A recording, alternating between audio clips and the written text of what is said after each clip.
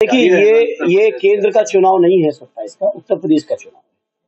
और स्वाभाविक तौर पे उत्तर प्रदेश का नेतृत्व अगर किसी के हाथ में और कोई करना है किसी को, तो वो सिर्फ और सिर्फ समाजवादी पार्टी के नेता आदरणीय अखिलेश यादव जी को करना है। कांग्रेस के लोग हमारे सहयोगी लोग इस चुनाव में भी थे, 6 सीटें जीते भी हैं, 17 सीटें लड़े भी थे। तो कांग्रेस के लोग, मुझे उम्मीद है जैसा शानदार गठबंधन हमारा पार्लियामेंट में चला, उससे भी शानदार गठबंधन हमारा असेंबली के चुनाव में चलेगा। क्या कारण है दिल्ली में नहीं चल पाया?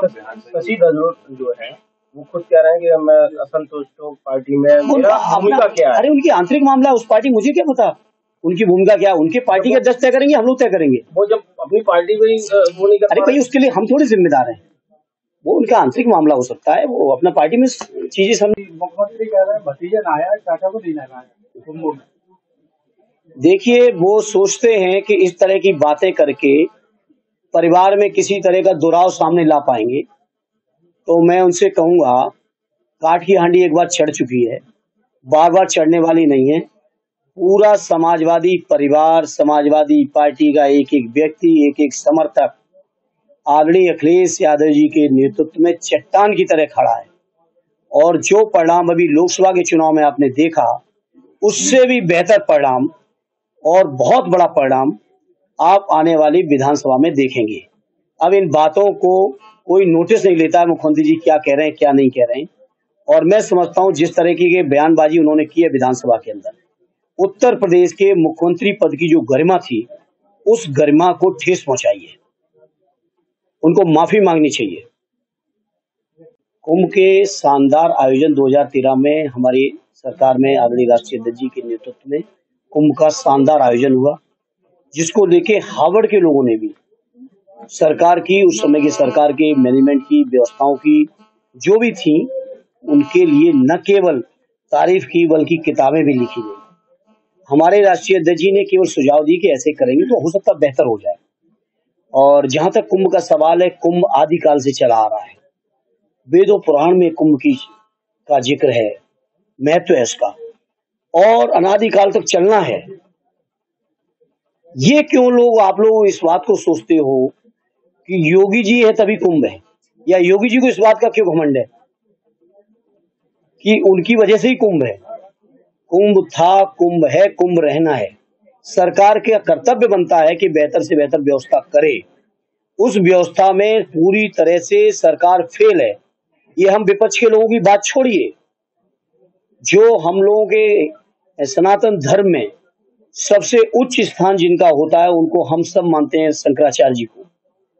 शंकराचार्य जी के कुंभ को लेकर क्या बयान है, क्या अनुभव है, वो आपके सामने है, पूरा देश सुन रहा है। पिछले कुंभ में उनको क्या अनुभव किया उन्होंने, वो भी देश ने सुना है। इसलिए अंतर साफ है समाजवादी पार्टी के आयोजन में और इस आयोजन में। जहां तक ये लोग, जब आप सोचो 49 करोड़, 53 करोड़, आज 60 करोड़ का दावा, जब 60 करोड़ लोग आप काउंट कर सकते हो, तो डेड बॉडीज काउंट क्यों नहीं कर पाए? और अगर आपने 30 बताई, तो मैं समझता हूं बदायूं से ही निकले एक पत्रकार साथी जो निर्भीक हैं, 58 डेड बॉडीज उन्होंने खुद आपको विजुअल्स दिखाए हैं। और पीएम पे संजय शर्मा जी ने, क्या सरकार की तरफ से कोई प्रतिक्रिया आ पाई उस पर? और ये तो एक जगह की घटना है। मैं इलाहाबाद रहा हूं, प्रयाग में रहा हूं, मैं पढ़ा हूं 10 साल। झूसी की तरफ अलग घटना हुई, फाफामू की तरफ तीसरी घटना हुई, ये संगम नोज की थी, ये घटना अलग थी। तो आप सोचो किस तरह से। और ट्रैफिक का जो आलम है वहां, मैं समझता हूं मौनी अमावस्या से लेके आज तक प्रयागराज का ट्रैफिक दुरुस्त नहीं हो पाया। मैं खुद गया था कुंभ में अभी 17 तारीख को। इलाहाबाद से लगभग करीब 15-20 किलोमीटर पर है सैसों एक चौरा, वहां मैं शाम के 10 बजे पहुंच गया था। और सिविल लाइंस में जहां मुझे रुकना था, वहां पहुंचते पहुंचते मुझे भोर के 4 बजे।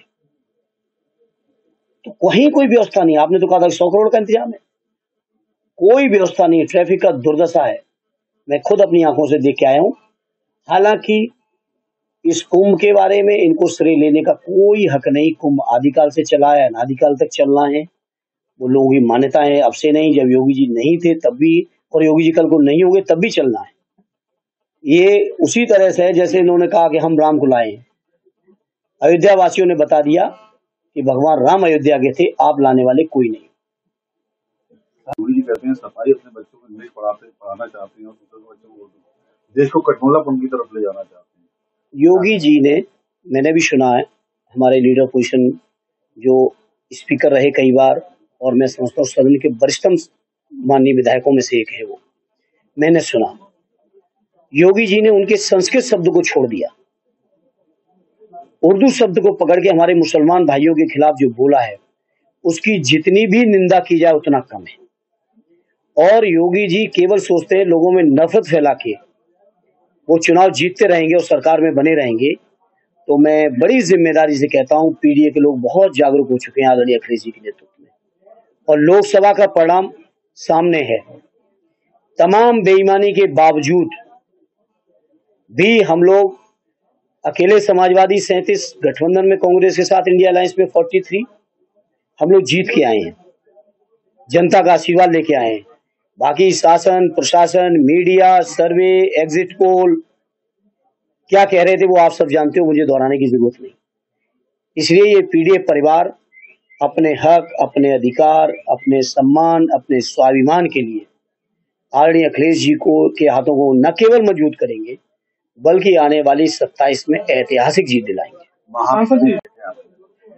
बजट केवल घोषणाएं हैं, और अभी लोकसभा का भी बजट पेश हुआ था, पिछला लोकसभा का भी बजट पेश हुआ, 2 बजट हमारे इस कार्यकाल में लोकसभा के भी पेश हुए, और दोनों बजटों में हम लोगों ने एक बात उठाई थी केंद्र के बजट में कि आखिर उत्तर प्रदेश को क्या दिया। और आप लोग जान के आश्चर्य करोगे, या बहुत सारे लोगों ने अध्ययन किया भी होगा, दोनों बजट भाषण में केंद्रीय वित्त मंत्री जी द्वारा उत्तर प्रदेश का एक बार भी नाम नहीं लिया गया।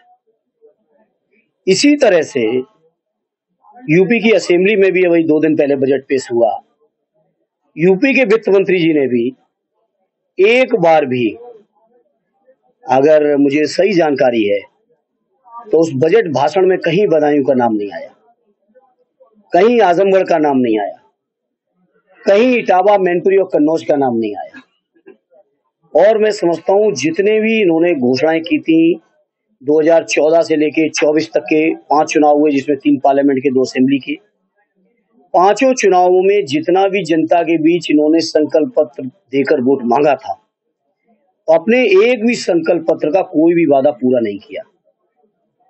और उत्तर प्रदेश के अंदर इतनी दुर्व्यवस्था, वादा पूरा नहीं किया, और उत्तर प्रदेश के अंदर इतनी दुर्व्यवस्था है। हमारे एक माननीय सदस्य ने अभी असेंबली में मामला उठाया, 9 लाख से ज्यादा संविदा कर्मी जो शोषण के शिकार हैं अपने ठेकेदारों के, उन ठेकेदारों द्वारा शोषण हो रहा है, और उस संविदा के माध्यम से दलित, पिछड़े, अल्पसंख्यक भाइयों को सेवाओं से कैसे अलग किया जा सके, कैसे बाबा साहब भीमराव अम्बेडकर जी के जो सपने रहे, या जिन्होंने जो कानून में या संविधान में जो अधिकार दिए, मंडल आयोग की सिफारिश के बाद जो संविधान में और अधिकार बढ़े पिछड़ों को, सारे अधिकारों का खुलेआम हनन हो रहा है। कहीं भी सरकारी नौकरी में दलित पिछड़ों को आरक्षण नहीं मिल रहा है। मुसलमान भाइयों के खिलाफ तो नफरत पैदा की जा रही है। जिस तरह के शब्दावली उत्तर प्रदेश के मुख्यमंत्री ने विधानसभा में बोली, मैं समझता हूं उत्तर प्रदेश जैसे शानदार प्रदेश का ये दुर्भाग्य है कि इतने असंसदीय शब्द मुख्यमंत्री द्वारा सदन में बोले जा रहे हैं, चाहे वो हमारे अल्पसंख्यक भाइयों, मुसलमान भाइयों के लिए बोले गए हों, चाहे वो हमारे नेता आदरणीय अखिलेश यादव जी के लिए बोले गए हों, या कांग्रेस के नेता राहुल जी के लिए बोले गए हों। इस तरह की शब्दावली यूपी असेंबली ने कभी नहीं सुनी होगी। सदैव नेताजी बताते थे कि उत्तर प्रदेश असेंबली की वो गरिमा रही, वो परंपराएं रही, जिन परंपराओं को देश की संसद भी कई मौकों पर अनुसरण करती थी उत्तर प्रदेश की परंपराओं की। उस उत्तर प्रदेश की असेंबली के अंदर जिस तरह से दुर्भाग्यपूर्ण ये वक्तव्य आ रहे हैं मुख्यमंत्री जी के, ये